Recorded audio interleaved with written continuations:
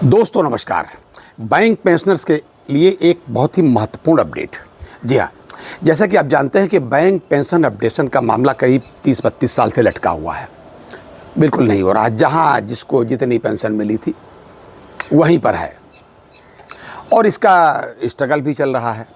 हमारे स्ट्रगल में क्या कमी है ये हम तो नहीं जानते, लेकिन जो कर सकते हैं काम हो रहा है। लेकिन सबसे महत्वपूर्ण एक मुकदमा है इस बार, बहुत महत्वपूर्ण मुकदमा जो बिल्कुल निर्णायक दौर में है और देश भर के बैंक पेंशनर्स को जिसके निर्णय की प्रतीक्षा है। लेकिन हो क्या रहा है कि 2023 के बाद से इसमें जब भी डेट लगती है तो डेट वाले दिन इसका नंबर नहीं आता है। इधर अप्रैल में भी लगी थी, 2025 में भी, तब भी नंबर नहीं आया। लेकिन उसके बाद जब कोर्ट वोर्ट बंद हो गई समर वेकेशन की वजह से, लेकिन जब कोर्ट खुली तो हमको लोगों को उम्मीद था कि जुलाई के महीने में ये हमारा केस जरूर लगेगा। मैं बात कर रहा हूं सबसे महत्वपूर्ण केस MC सिंगला साहब का केस, स्वर्गीय श्री MC सिंगला साहब का केस, जिन्होंने ये पेंशन अपडेशन का वृक्ष हम लोगों के लिए लगाया और बेचारे ऊपर चले गए। ऊपर से देख रहे होंगे कि इस केस में अभी तक क्या हो रहा है।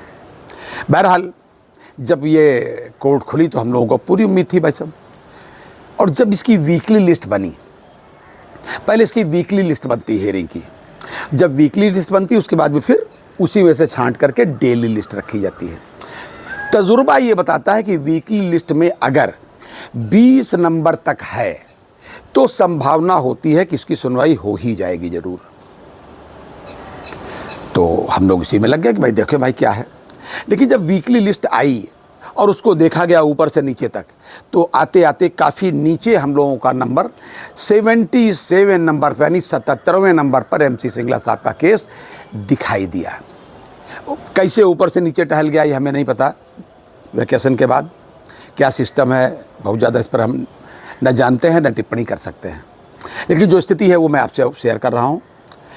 तो अब इस केस के बारे में कोई उम्मीद नहीं थी कि ये जो रेगुलर हियरिंग, क्योंकि अपना लोगों का केस तो रेगुलर हियरिंग का है ना, जो 23 और 24 को जो सुनवाई रेगुलर हियरिंग की होनी थी कोर्ट नंबर 3 में, जो हमारे वाले जजेस साहब बैठ रहे थे, कोर्ट नंबर 3 था, तो इसमें कोई उम्मीद नहीं रही।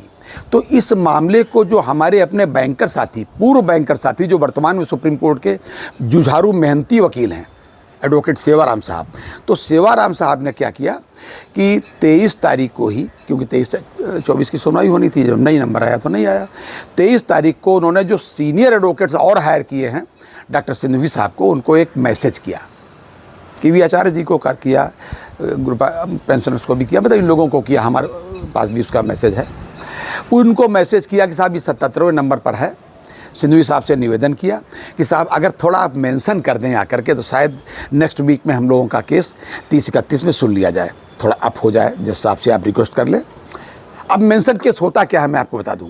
जब कभी भी कोर्ट सुबह सुबह बैठती है, कोर्ट आती है, जज साहब आते हैं, तो जो सीनियर एडवोकेट्स होते हैं तो उनका जब केस नहीं लगा होता है या नीचे लगा होता है तो उसको वो मेंशन कर देते हैं कि साहब हुजूर इस केस को इस वजह से सुन लिया जाए, ये अर्जेंट है, अर्जेंसी की वजह ये। और हम लोगों का तो मामला ही पेटिशनर तक हमारा चला गया भगवान के यहाँ। उसके बाद कितने लोग चले गए भगवान के यहाँ, यानी सीनियर सिटीजन नहीं, सुपर सीनियर सिटीजन का एक केस है। तो प्लीज़ आप इसको आकर के मेंशन कर दें। डॉक्टर साहब से निवेदन की, अगर आप ठीक समझो तो। ये बात उन्होंने 23 तारीख को कही कि आप 24 को इसको आकर के मेंशन कर दें, तो नेक्स्ट वीक में इसकी सुनवाई हो जाएगी। लेकिन अगले दिन क्या हुआ, अगले दिन जब और नेक्स्ट की जब लिस्ट निकली 24 तारीख को अगले वीक की, तो उसमें ये पता चला कि हमारे वाले जो जज साहब हैं जो हमारा केस सुन रहे हैं, वो 30 और 31 को अवकाश पर है, वही आएंगे ही नहीं, मतलब जज साहब ही नहीं आएंगे। तो भैया फिर 24 तारीख को फिर हमारे से एडवोकेट सेवाराम साहब ने डॉक्टर सिंधवी साहब को मैसेज किया और सब लोगों को मैसेज किया, मेरे पास भी है, कि साहब 30-31 को जज साहब छुट्टी पर रहेंगे तो हम लोगों का केस नहीं लग पा रहा है। आप जैसा उचित समझे देखिए इसको।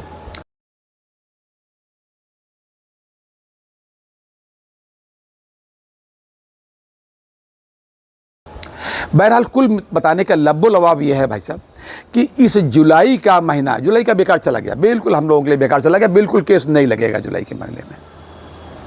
और कितने लोग चले गए भगवान के यहाँ।